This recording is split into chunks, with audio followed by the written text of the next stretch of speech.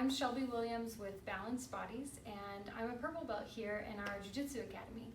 I've spent the last, decade taking care of our black belt, my husband, Thomas Williams, through different injuries that he's been working through. We've been doing prehab and rehab to keep him competing on a world level.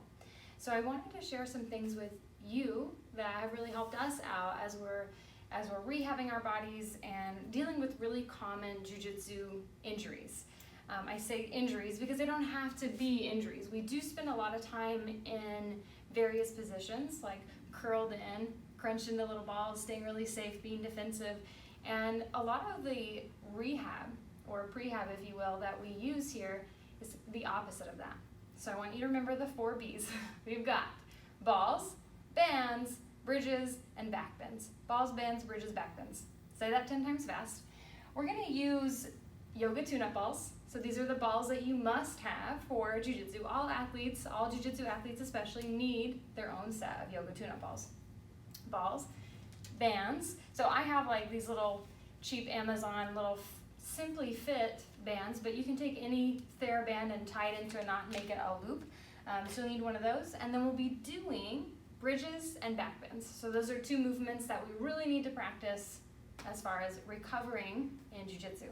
First things first, we're gonna use our yoga tune-up balls to essentially wake up the muscles of the glutes. So these are not lacrosse balls, these are not tennis balls, even though they're bright and lovely. They're a rubbery ball that is really made to help muscles release. We're gonna use those to wake up the guts. We're gonna use those to wake up the glutes by placing a yoga tune-up ball into each glute. So we'll lift the hips up and you'll find the apex of the glute where it's the biggest, and you'll place the balls there, 1 on each side. And then you'll open your knees into this butterfly position. So this is quite the opposite of what we do in jiu-jitsu.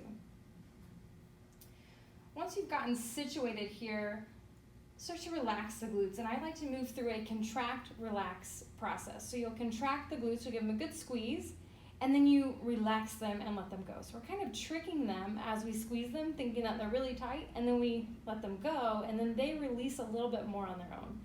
So you can do that a few times, and then we'll start to actually massage the glutes. So we can just start on one side. We'll keep the ball under the right glute and plant the left foot, and then we'll start to swing the hip side to side on this right side. And the yoga tune-up ball will roll out to the edge of the hip and then back to the sacrum. So it doesn't ever have to cross your crease, if you know what I mean. Just right in that same side glute. So we're just waking that up, and if you're like most jiu-jitsu players, you'll feel this more on the outer edge of the hip. So you can kind of roll yourself into that edge. Ooh, and just take a couple breaths here. You can cry a little. Find that sweet relief. I like to find a spot that holds a lot of tension, push down into it, and then mobilize around it. So for me, that's bicycles usually. There's drawing circles into the mat. Ooh, you can pin it and then move your knee in and out around it to help relax or release unnecessary tension. So the glute maximus wants to stick itself to the medius, and there's just all kinds of weird problems here from our glute amnesia. So we're just waking them up. You don't have to spend a ton of time here either. A little goes a long way. Switch sides, and a lot of people get here and want to do maximum effort. They want to they just really, really want to feel it. Well, your body really, really will feel it. You just need to give it the time and space to do that. So I would recommend going slowly and really taking your time here. Again, you can roll into the outer edge of the hip and kind of smash, mobilize, and let the tension go. It might be surprising how much different one side feels to the other. Good. So we'll come off of our yoga tune-up balls and feel the glutes as they're side by side, and just notice how they're awake and also relaxed. It's quite nice. From here, our second B, balls, bands, bridges, back bends. Okay, bands. We're actually gonna use the bands in a bridge. So as you're laying down, you'll take your band across your knees. Right across the knees. You'll take your feet in line with the hips. The hands can stay down beside the hips. As you inhale, you'll lift your hips up activating the glutes to curl that tail under and pressing the legs open, lifting the hips to the sky. And then when you exhale, come down slowly without letting your legs fling together. Let each little vertebrae touch down on the mat. You could do that 10 times. Reaching up, tucking the tail under, really lengthening here, and then exhaling to lower down. I'll give you just a pro tip here. As we're lifting up, don't look to the side. Notice I'm not doing that with you guys.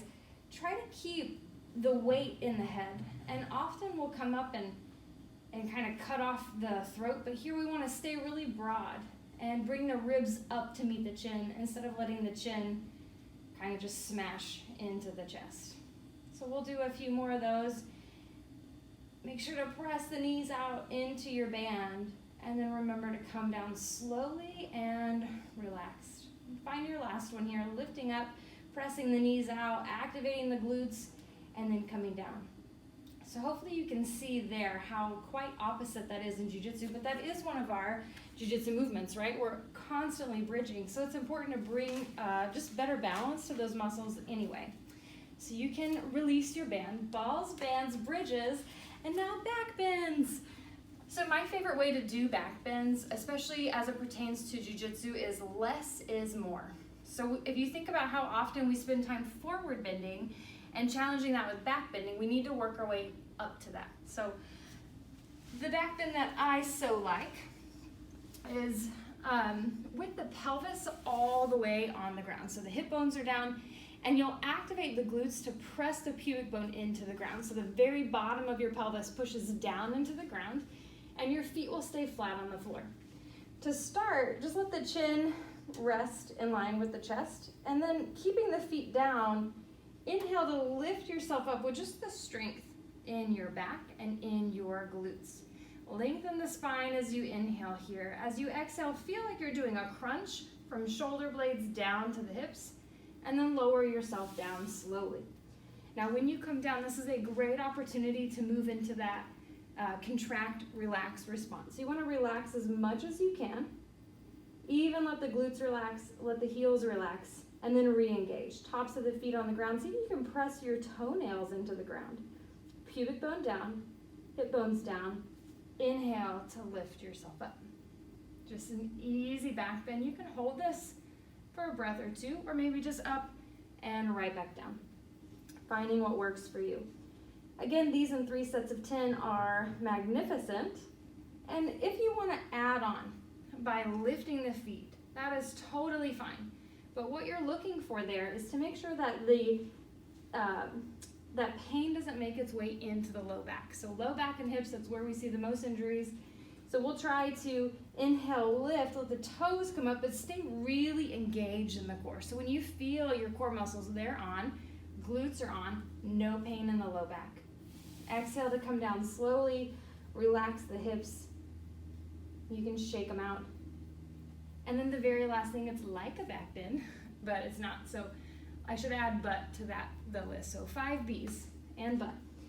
Balls, bands, bridges, back bends, butt stuff. Press the pubic bone down into the floor. Pubic bone will stay down, hips will stay down. Slowly curl the heels in until the ankles stack over the knees. Now, if you're really tight in the quads, you might not be able to keep your pubic bone down as your heels are stacked over your knees. So then just find your angle where you can keep the hips engaged. These are your anchor. From here, we'll start to glute march. Without lifting the pubic bone or the hip bones off the floor, we'll start to march, strengthening the back of the body, strengthening the glutes and the hamstrings. See if you can get 10 on each side, and I guarantee you'll be like, why am I sweating? And we're just doing little work here, but we're using these little movements to make big differences in our posture and in our rehab. So you're going to be changing up some connective tissue. You're going to be bringing strength into muscles that may not have ever been there or may have been a while. And then, of course, with a massage, you're kind of breaking up bad habit patterns that our glutes especially, but our muscles hold on to. So those are your 5 B's for your jiu-jitsu rehab and prehab for your lower back and your glutes. Enjoy.